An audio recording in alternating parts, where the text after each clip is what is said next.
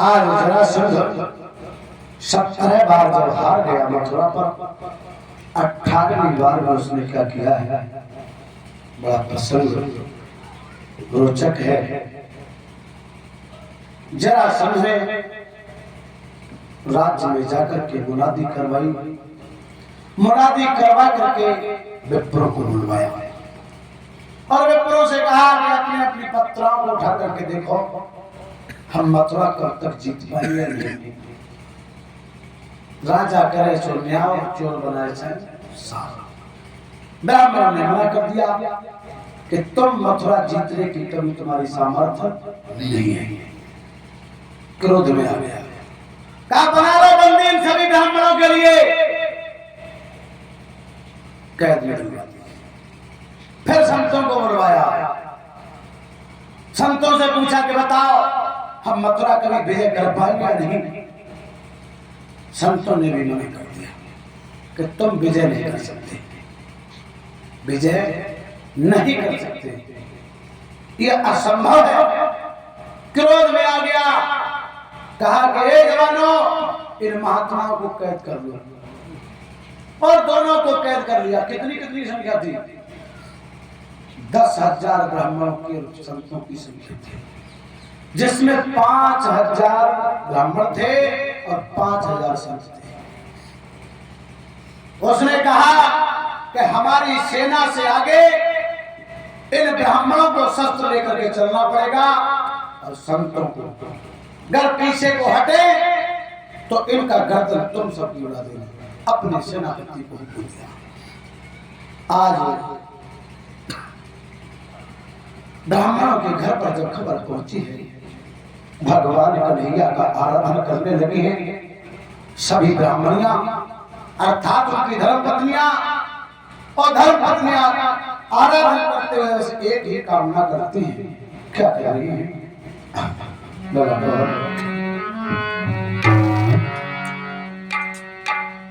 आज घर में बैठ के सबई ब्राह्मणी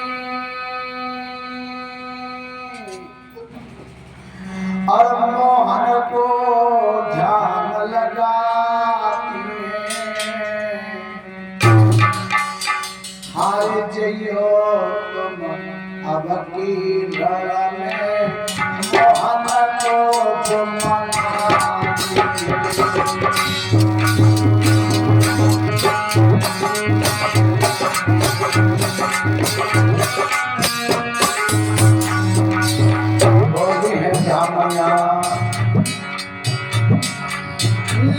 नियम से राज ब्राह्मण मोहन से नेह लगाती है। हाय जइयो अवके रण में, मोहन को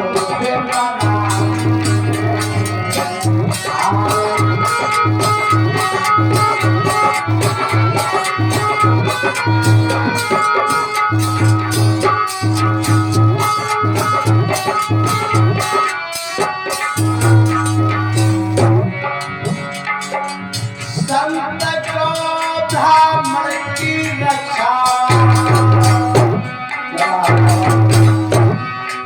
संत को ब्राह्मण की रक्षा है।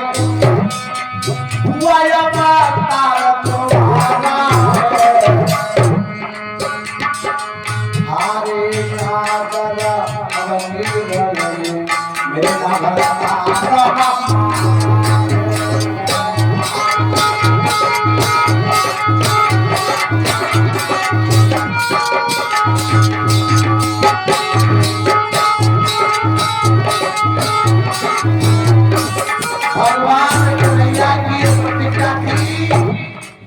कभी भी मैं ब्राह्मण पर और सत्य पर शस्त्र नहीं उठाऊंगा।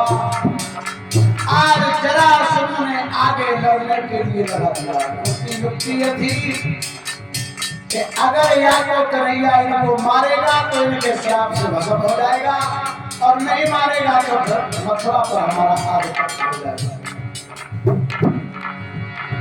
इसलिए मदन मोहन मुरारे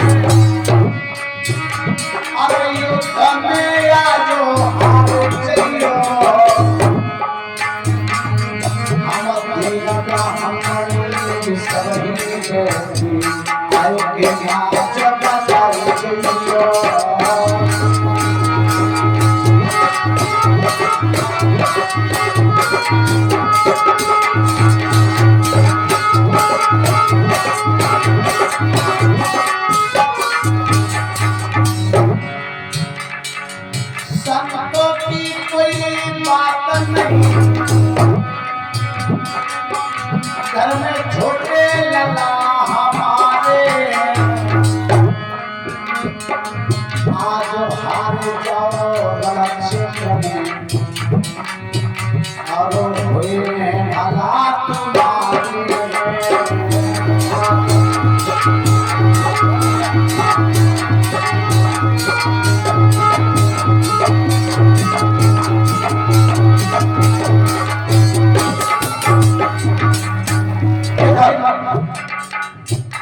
ब्राह्मणों को संतों को जब आते हुए जब देखा है, खबर नहीं।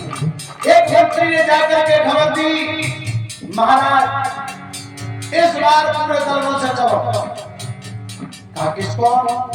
देव ऋषि नारद ने जाकर के उसे आगाज कर दिया था, जिसके लिए काल यवन कहते थे। काल यवन राक्षस से बड़ा, काल यवन ही साथ में है।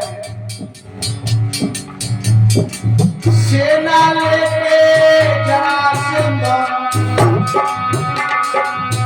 संत ब्रह्म को आगे बढ़ाया है। खबर जाएगी पाठक और देश को सभी आया है।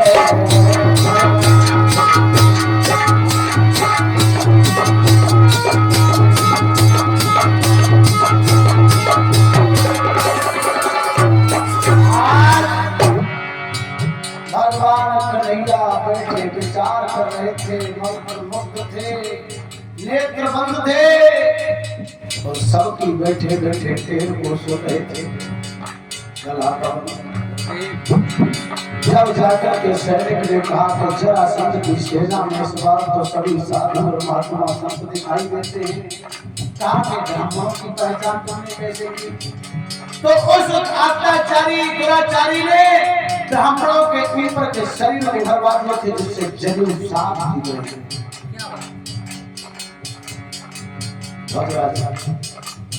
कंस का बदला लेने के लिए जब चढ़ा, उनका समय और बताते तो ये हैं भगवान कन्हैया ने कहा चिंता मत करो। विचार करते करते अपने योग माया का ध्यान किया और ध्यान करके लगाता हूँ विश्वकर्मा को फिर बुलवाया, आज्ञा दी पश्चिम को रात ही रात में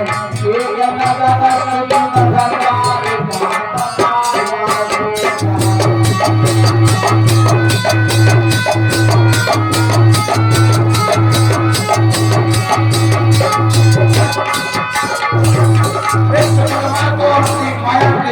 नगर क्या आदेश दिया है भगवान?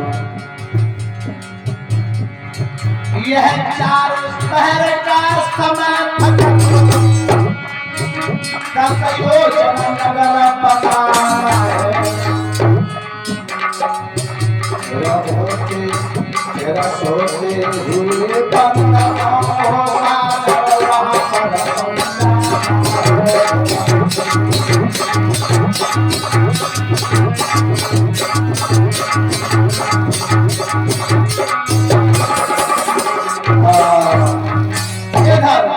भगवान कन्हैया ने अपने योग माया के द्वारा द्वारकापुर का निर्माण करवाया। सोते हुए सभी अपने बंधु साथियों को पहुंचवा दिया और सुबह के लिए रथ पर चढ़े। काल यवन और जरासंध ने समझा कि युद्ध करने को आए, लेकिन वो चले हैं वहां से तो कैसे कि धीमे धीमे उसकाते से ठलाते से मुस्काते से चल दिए यवन के आगे से, अपने को तनिक छिपाते से छुपाते हुए जब चले तो आज यहाँ काल ने ललकार दी, खबरदार कहाँ भाग रहा है, आज तेरा मेरा युद्ध होगा। भगवान कन्हैया बोले मेरे युद्ध करने की क्षमता नहीं है, और इतना कह करके रथ की डोर को खींचा घोड़ों को और भाग खड़े हुए। यहाँ उनका नाम पड़ा क्या, रणछोड़।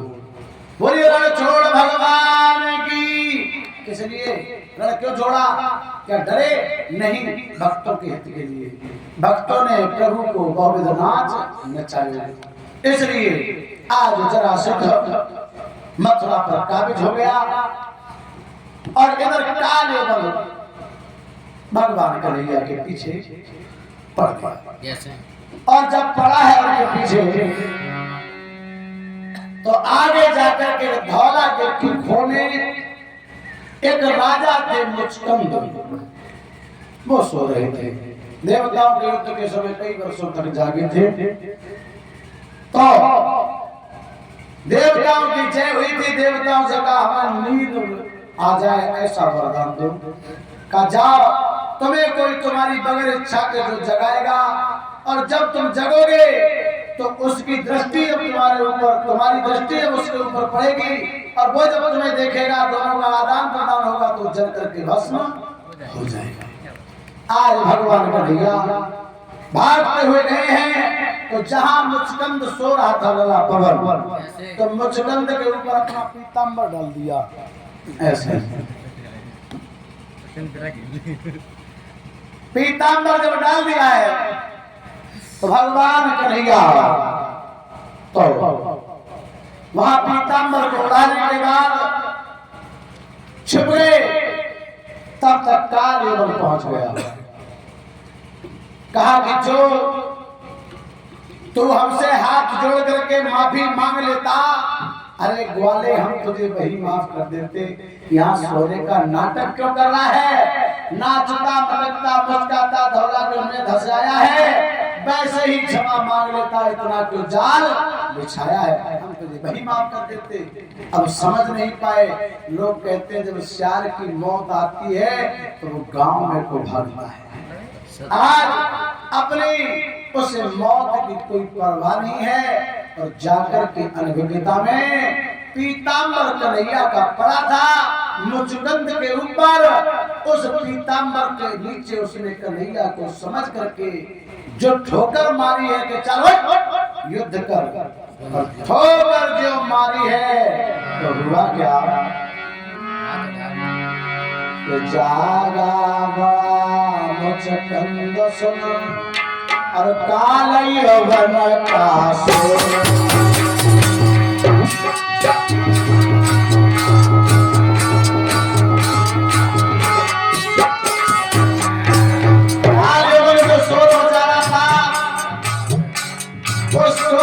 सुनने के बाद मुचकंद नामक जो भूत था,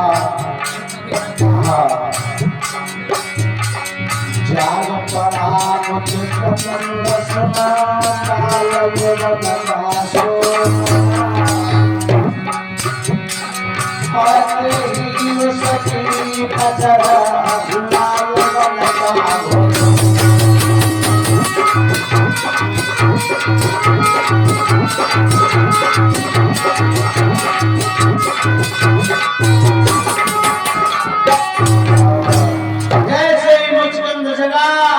और मुचकंद की नजर पड़ते ही काल यौवन जल करके भस्म हो गया। बोलिए भक्तवत्सल भगवान की। इसके बाद हाथ उठाकर जयकारा तो लगा। बोलिए गोविंद भगवान की।